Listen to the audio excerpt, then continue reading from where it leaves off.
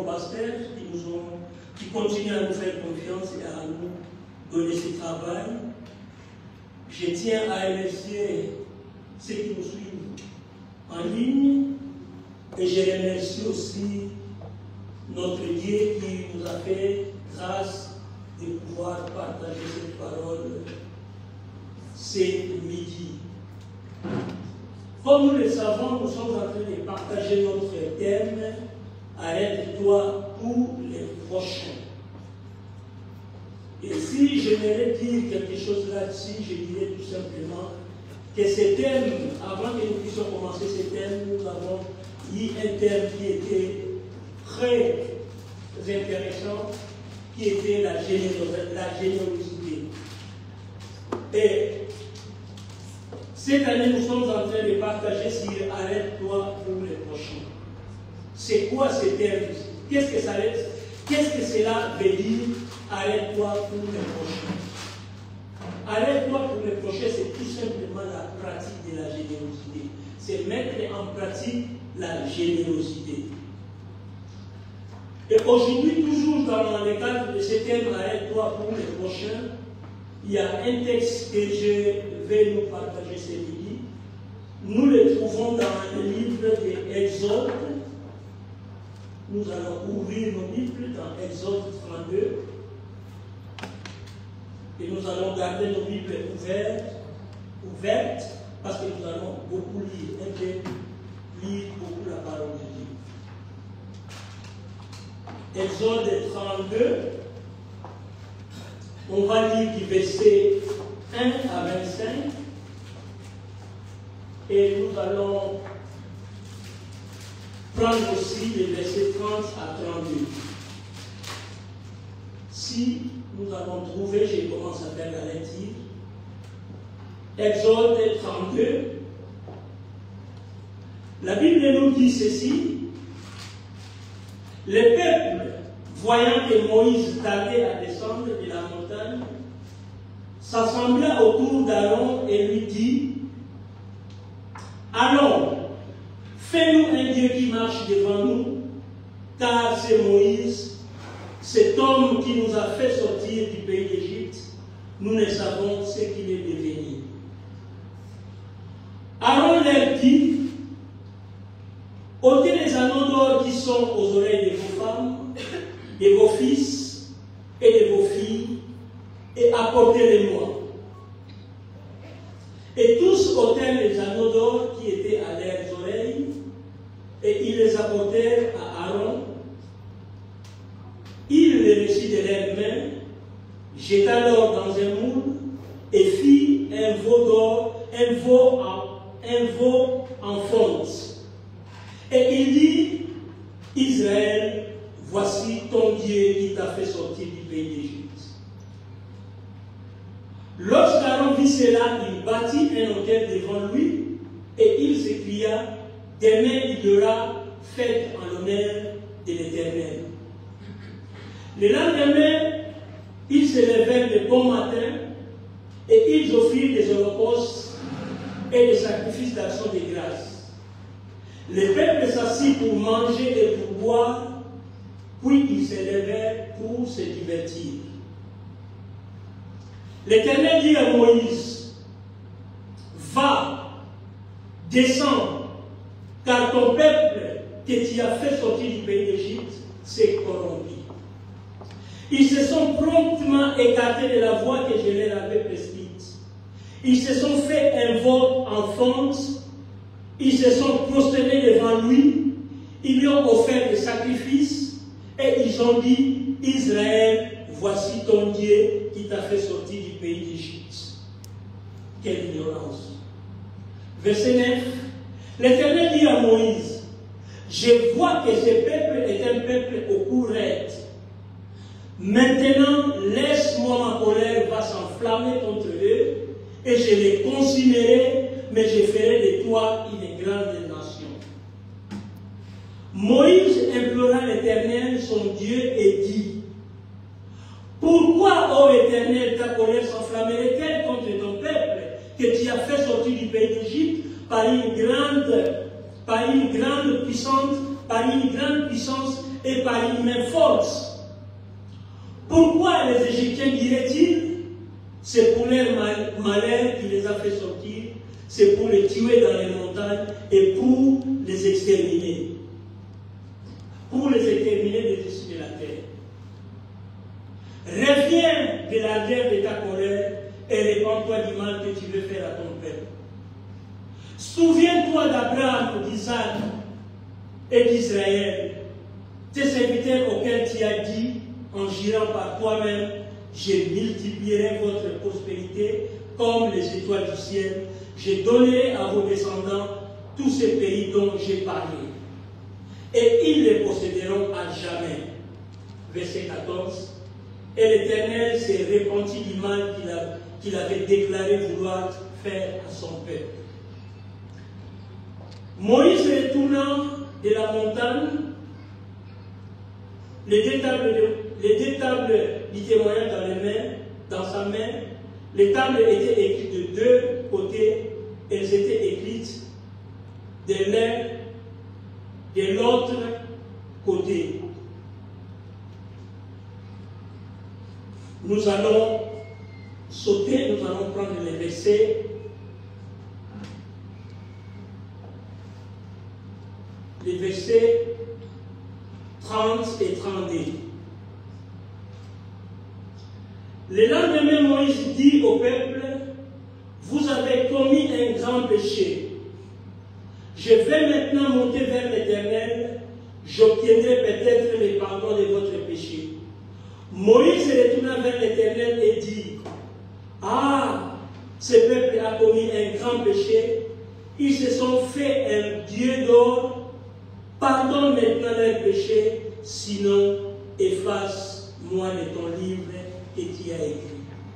Pardonne maintenant leur péché, sinon efface-moi de ton livre que tu as écrit. Prions le Seigneur. Tendre Père, nous te bénissons pour ce temps que tu nous donnes de pouvoir t'écouter. Papa, dispose nos cœurs parce que tu es un Dieu qui parle et qui veut me parler particulièrement. Père Saint-Dieu Tout-Puissant, Éternel des armées, je te prie, Père de gloire, moi ton serviteur, que tu puisses, Père de gloire, Seigneur Jésus, parler, Père de gloire, à ton peuple, que je puisse disparaître, mais que toi tu parles. Saint-Esprit, viens et conduis ces moments. Éloigne-nous, Père de gloire, Seigneur Jésus, de toute distraction. Béni soit ton nom, gloire, louange, te soit rendue au nom de Jésus. Amen. Amen. Bien-aimés, nous sommes en face d'une histoire très triste. Une histoire que tout le monde connaît. Une histoire que nous avons eu à lire plus d'une fois. Mais bien aimé, nous devons savoir que tout commence au chapitre 24 de l'Exode, au verset 12. L'Éternel va dire à Moïse de monter vers lui sur la montagne pour lui remettre les tables de la loi et les ordonnances qu'il a écrites pour l'instruction des enfants d'Israël. Donc tout commence au chapitre 24 du livre d'Exode, précisément au verset 12. L'Éternel va appeler Moïse pour lui donner les tables de la loi, les ordonnances pour l'instruction du peuple d'Israël. Donc c'était comme leur constitution.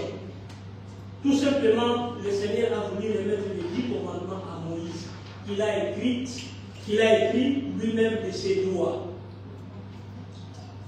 Mais il y a un détail quand j'ai lu ces textes, un détail qui m'a tiqué que j'aimerais que nous puissions lire ça. Ça se trouve au chapitre 24, au verset 12. Écoutez ce que l'Éternel va dire à Moïse. Exode 24, 12. L'Éternel dit à Moïse, monte vers moi sur la montagne et reste là. C'est ce qui m'a touché. Comme je l'ai dit tout à l'heure, bien aimé, dans ce texte d'Exode 31 à 15 que nous avons lu ici, 1 à 25 et puis 30 à 32, tout ne commence pas là. Tout commence au chapitre 24, comme je vous ai dit, au verset 12. L'Éternel va appeler Moïse de monter vers lui sur la montagne. Et ce sont les paroles que l'Éternel a adressées à Moïse qui m'ont touché. Il n'a pas simplement appelé Moïse de monter vers lui, mais il lui a dit, reste là. Et quand je lis ce verset dans la version Semelle et dans la version français courant, la Bible nous dit, l'Éternel dit à Moïse, tiens-toi là. Donc il y a deux versions. L'autre version, la Bible nous dit, l'Éternel nous dit, monte vers moi dans la montagne et reste là. Et l'autre version nous dit, l'Éternel dit à Moïse, monte vers moi sur la montagne et tiens-toi là. Reste là. Tiens-toi là. En d'autres termes, arrête-toi là. Cesse de bouger. Dommage, bien aimé, que je bouge tellement trop. Que nous bougeons tellement trop. Que tu bouges tellement trop. Mais quand nous jetons nos regards sur les Écritures, l'Éternel appelle Moïse et lui dit, reste là. Ce qui nous est difficile de rester, d'être stable, d'être constant. Je bouge tellement trop. Tiens-toi là. Arrête-toi un peu. Tu bouges trop. Et dommage, aujourd'hui, il nous est difficile de nous arrêter. Il nous est difficile d'être constant. Il nous est difficile de nous tenir fermes devant la face de Dieu. Aujourd'hui, nous sommes ici. Demain, nous sommes là. Aujourd'hui, je suis au sud. Demain, je suis au nord. Mais ce matin, ce midi, l'Éternel te dit, tiens-toi là. Reste là. Ne bouge pas. Sois stable, sois constant. Tu bouges tellement trop.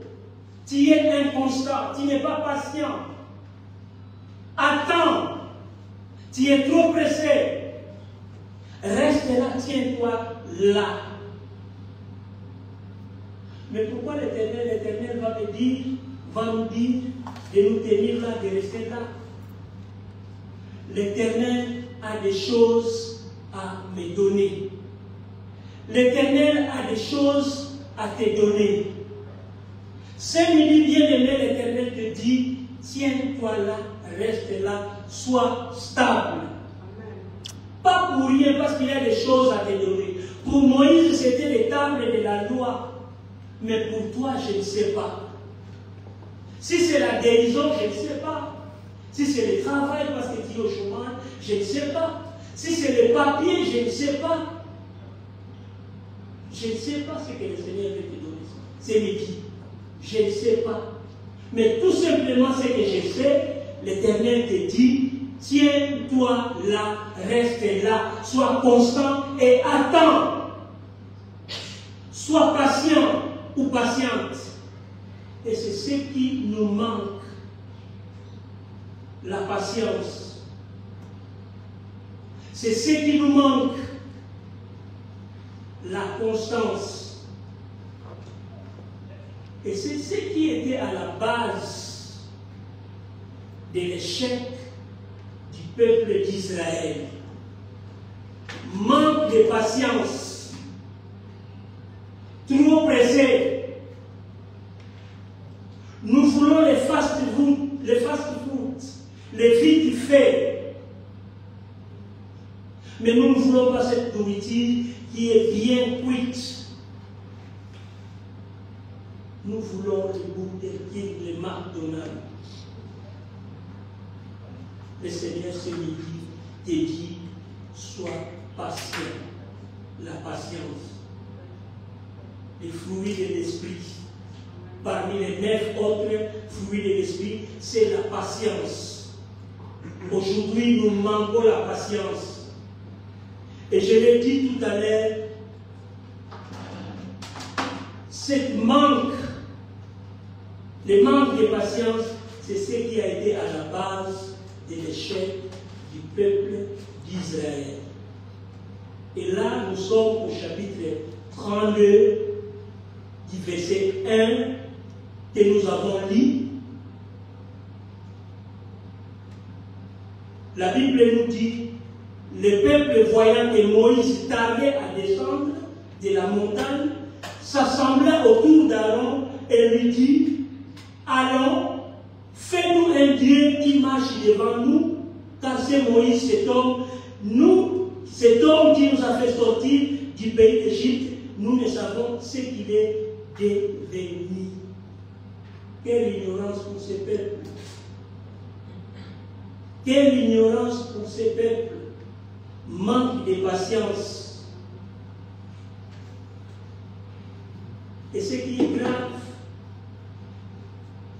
quand Aaron les a demandé de donner, de ôter les anneaux, on a fabriqué un veau d'or.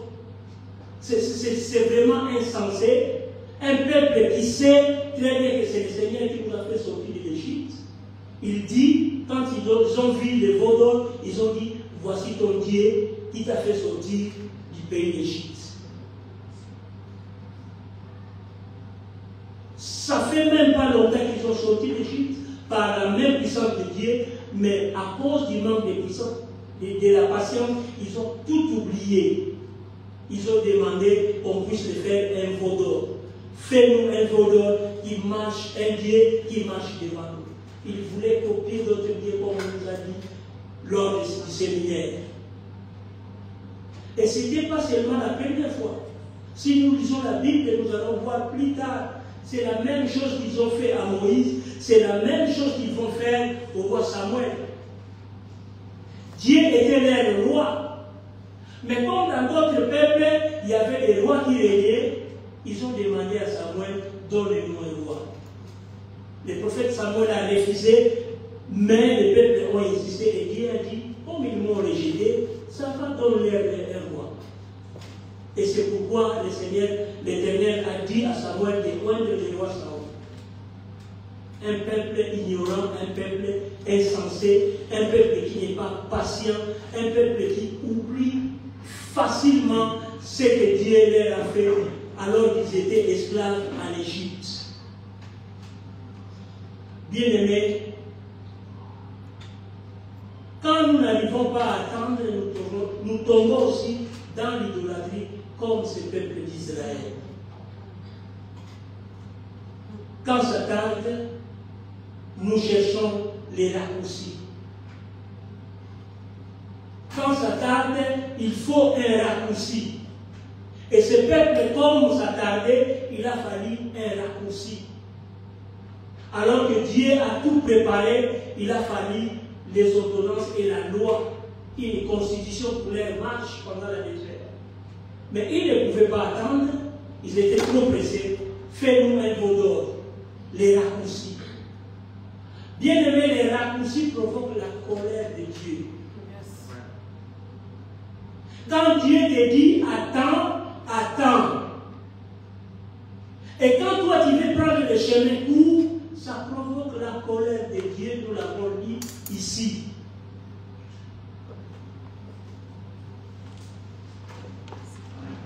Les raccourcis provoquent la colère de Dieu.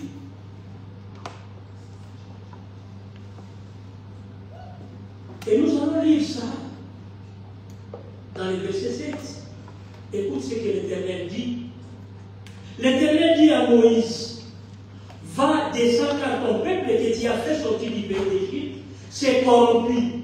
Ils se sont promptement écartés de la voie que je leur avais prescrite. Ils se sont fait un veau en fonte. Ils se sont prosternés devant lui. Ils lui ont offert des sacrifices. Ils ont dit, Israël, voici ton Dieu qui t'a fait sortir du pays d'Égypte.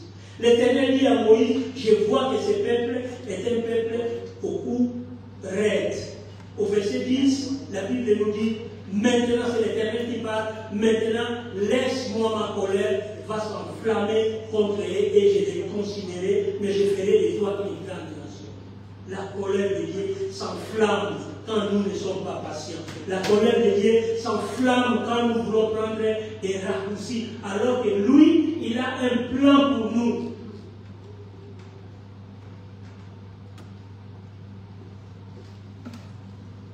Et de grâce,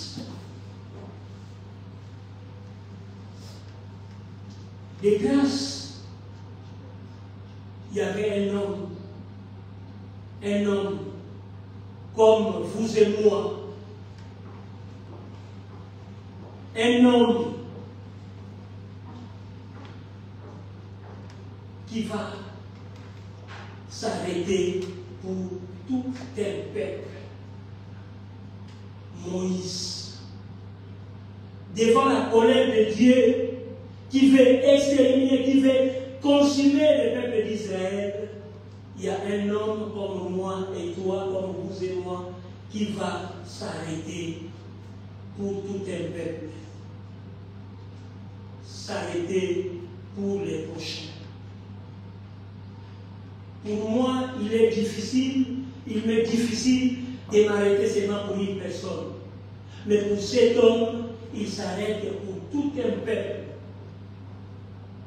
Et quel peuple? Un peuple au courant.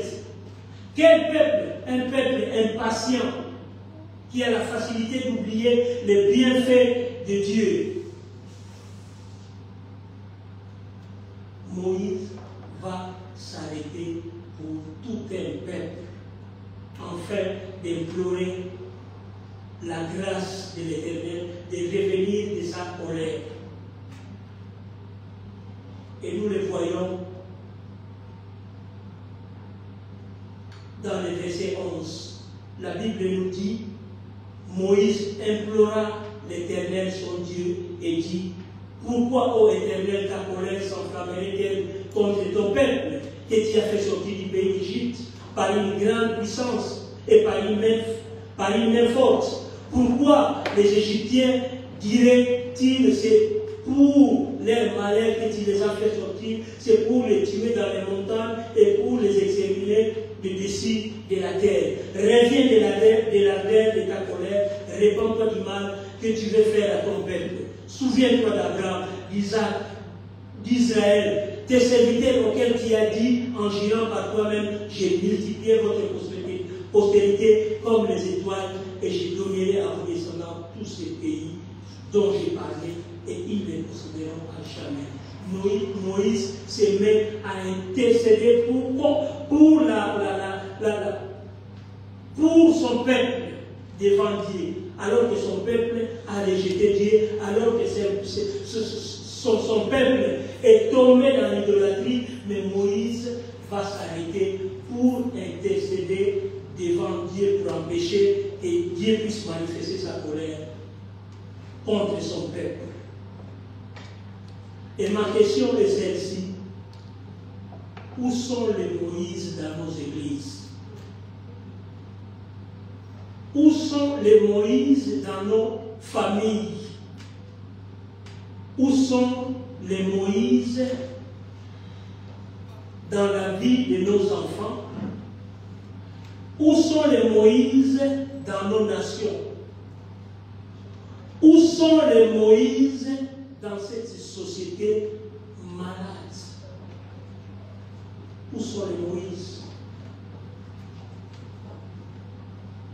Moïse, quelqu'un que Dieu a appelé, malgré son infirmité, il a accepté l'appel de Dieu.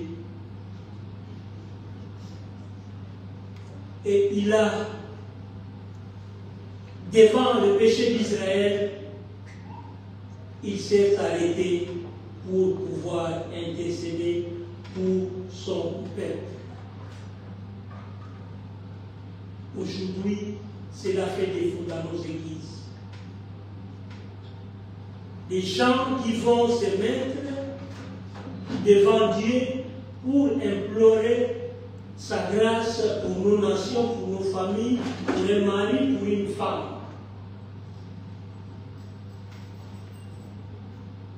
Bien-aimés, Dieu cherche des Moïse qui vont s'élever pour pouvoir intercéder pour les autres, en faveur des autres.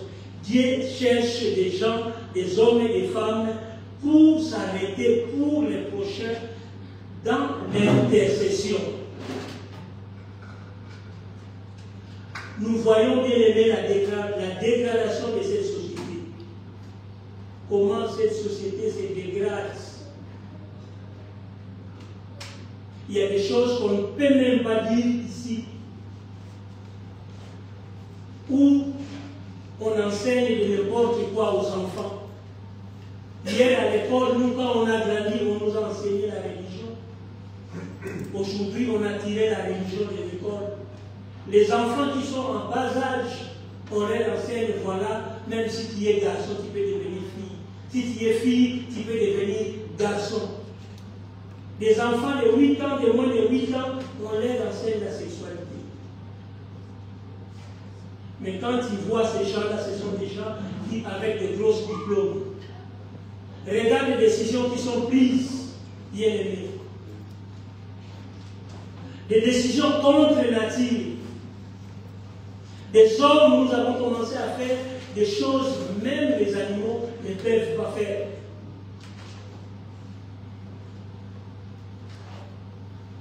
Et c'est là, Dieu a besoin d'un Moïse pour pouvoir s'élever, pour pouvoir empêcher ces choses-là.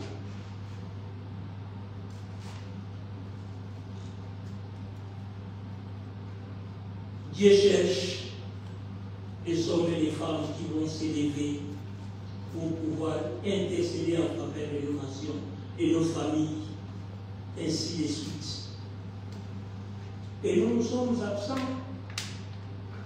Ça ne nous concerne pas. Et nous disons que nous aimons Dieu.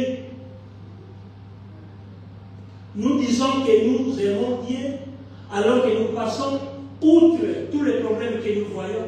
Nous sommes prêts à condamner les enfants, à condamner les parents, à condamner les maris, à condamner les femmes. Mais nous avons oublié qu'il y a d'autres victoires qui s'obtiennent que par les génies. Amen. Pas même par les paroles. Et ici, si Dieu a changé David, c'était par les génies de Moïse. Qu'est-ce que j'ai fait avec mes génies? Qu'est-ce que tu fais avec tes génies? Qu'est-ce que j'ai fait avec mes genoux? Qu'est-ce que nous faisons avec nos genoux?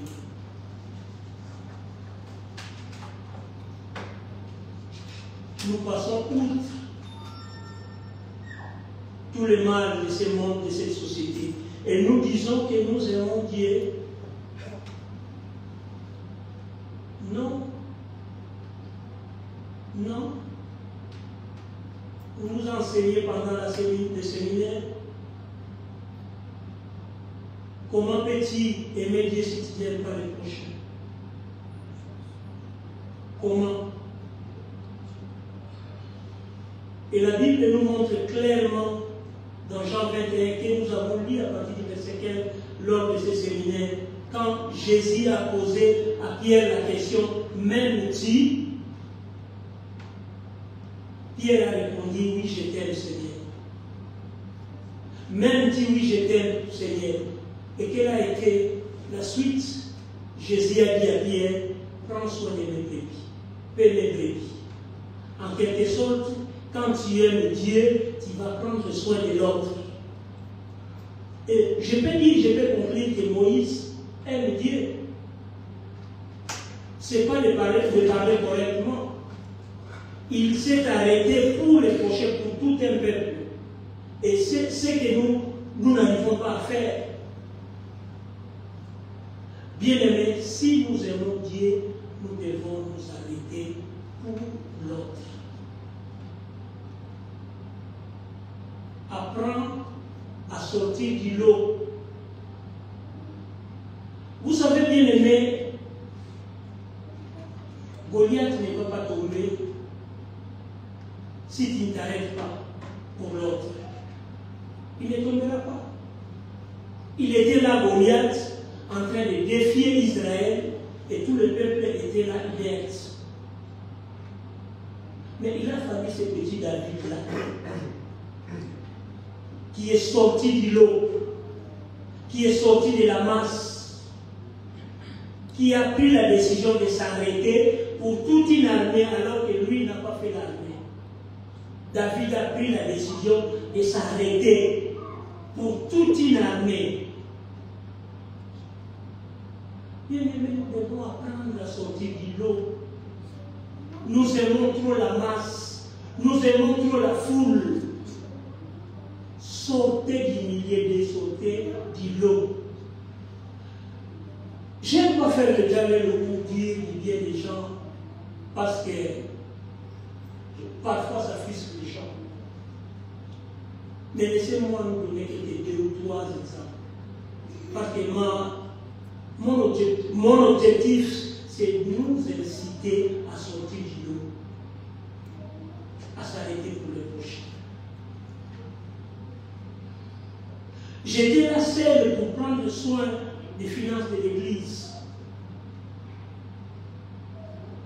Tu prends l'argent, tu comptes, toi-même tu vas aller à la banque, tu vas mettre, toi-même tu vas faire tout.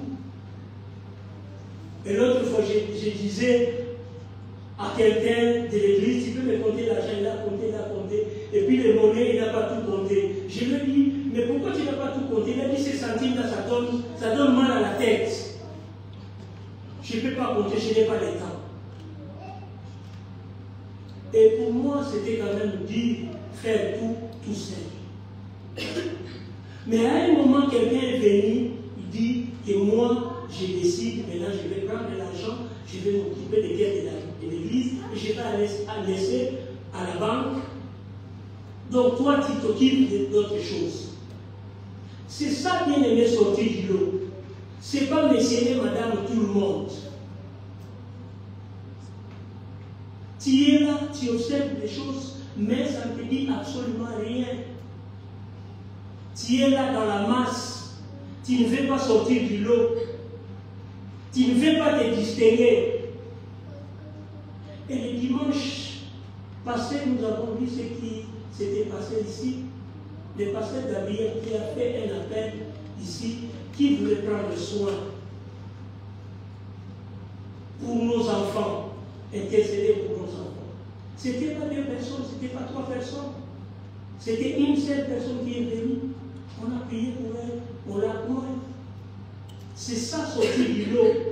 C'est ça, s'arrêter pour les prochains. Combien de fois on va nous pécher? Bien aimé, nous aurons des problèmes avec tous ces thèmes, nous aurons des problèmes avec Dieu, avec tous ces thèmes que nous sommes en train de partager ici. Quand nous partageons de la générosité, quand nous partageons des arrête-toi pour les prochains, ce n'est pas pour rien, ce n'est pas des thèmes qu'on donne pour rien, ce sont des thèmes qu'on donne pour que nous puissions les mettre en pratique.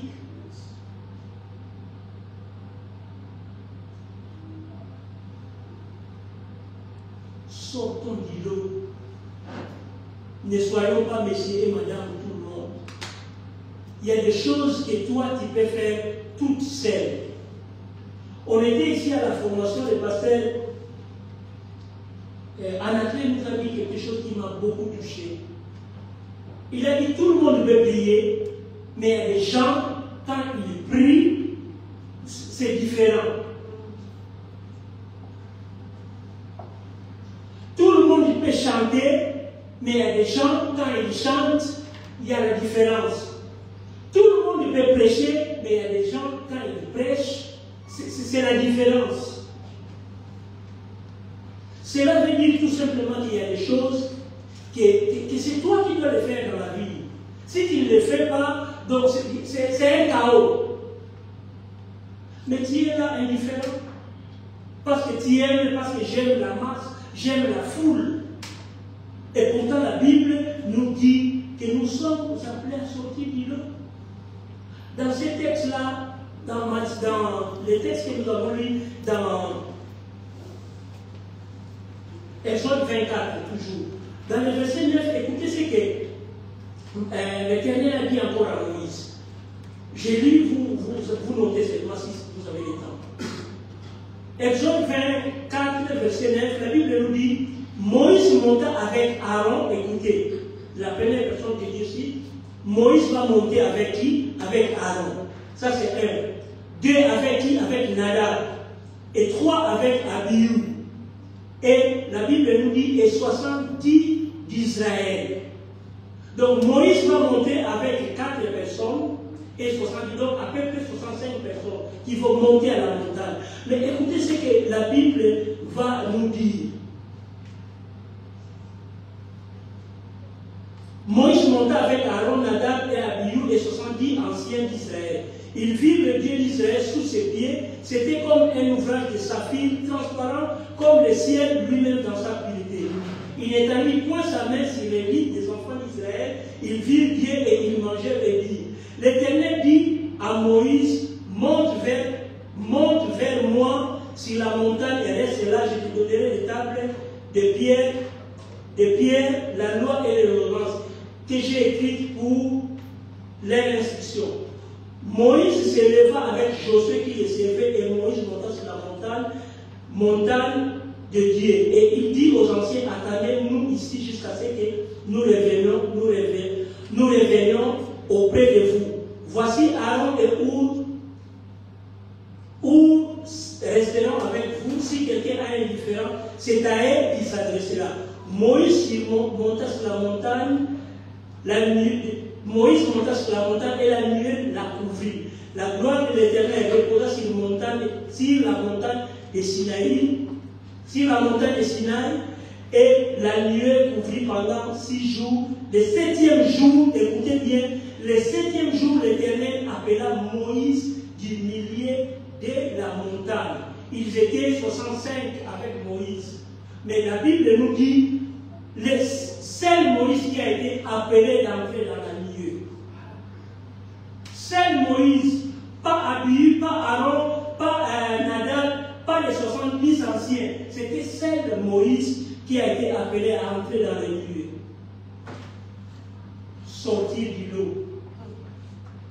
Si chacun de nous doit prendre la décision de se démarquer de sortir du lot, cette église va avancer. Mais si ce sont les mêmes personnes qui vont continuer à travailler, cette église restera comme ça.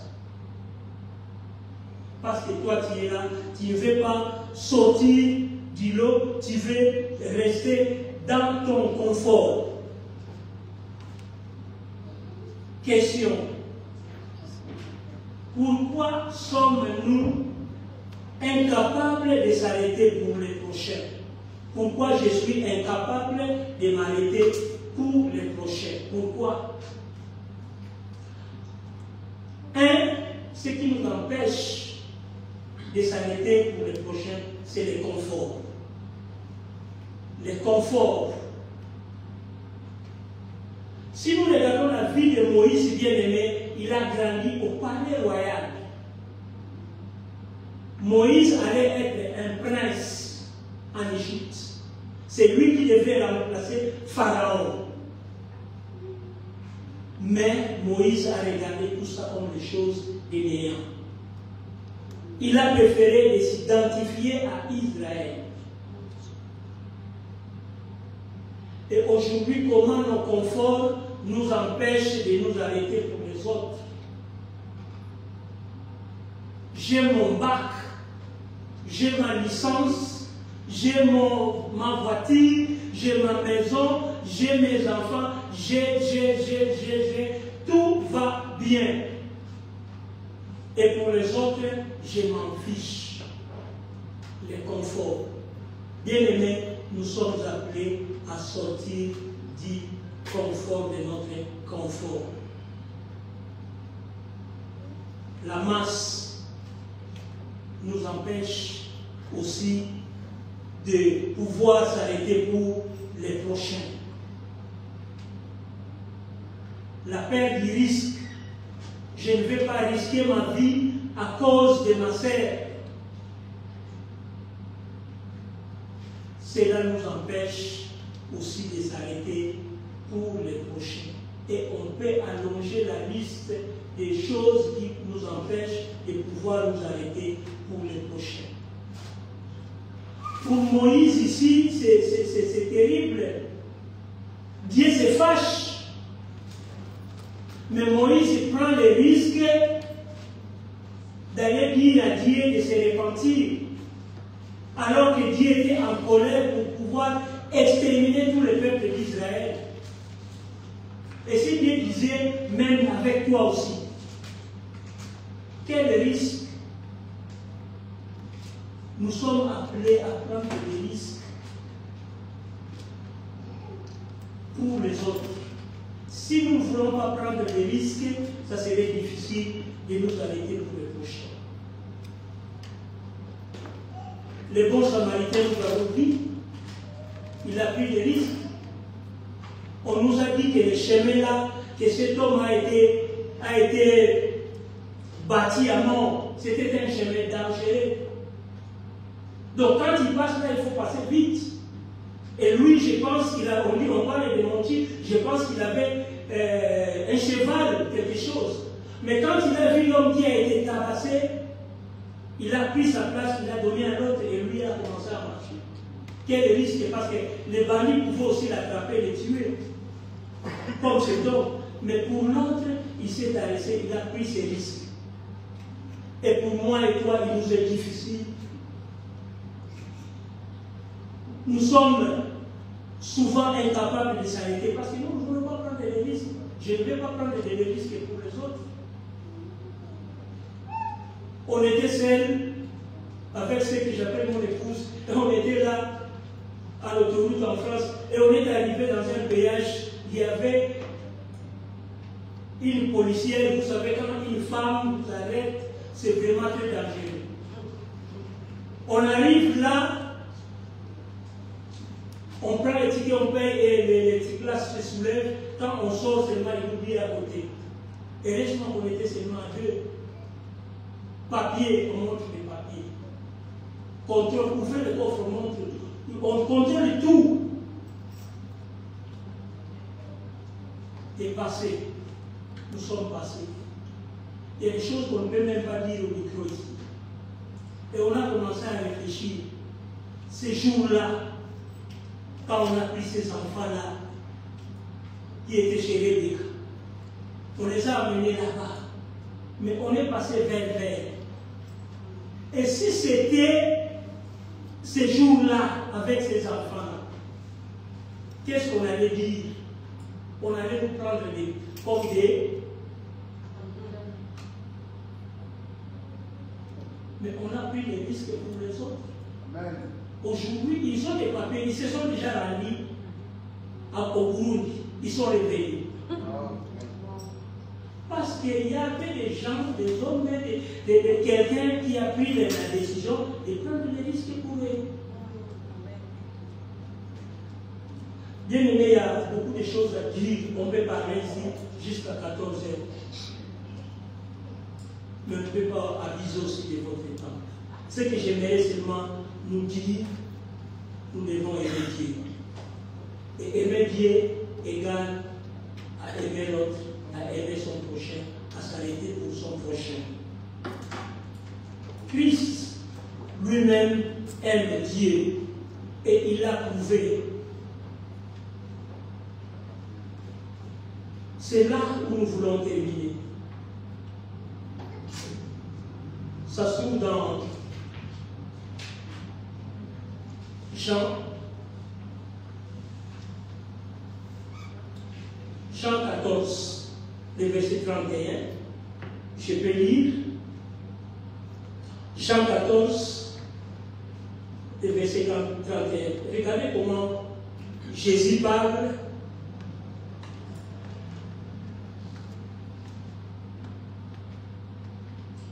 Jean 14, 31, la Bible dit, mais afin que le monde sache que j'aime le Père et que j'agis selon l'ordre que le Père m'a donné, levez-vous et partons d'ici.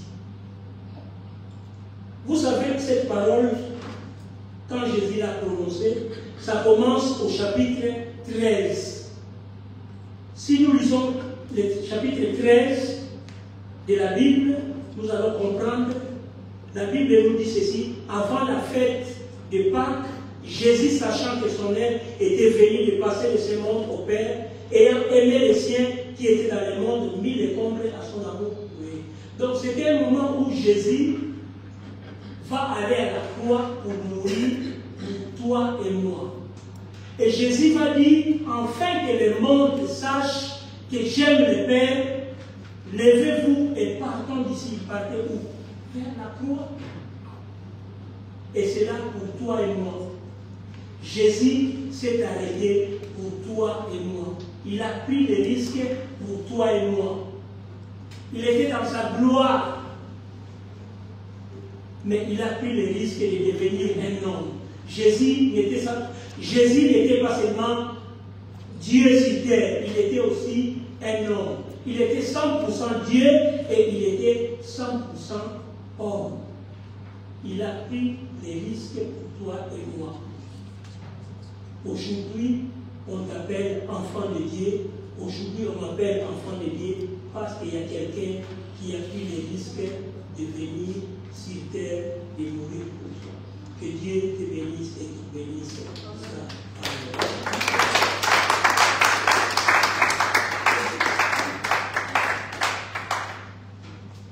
Après, normalement, qui va nous conduire dans un moment de prière avant que nous puissions donner nos souffrances.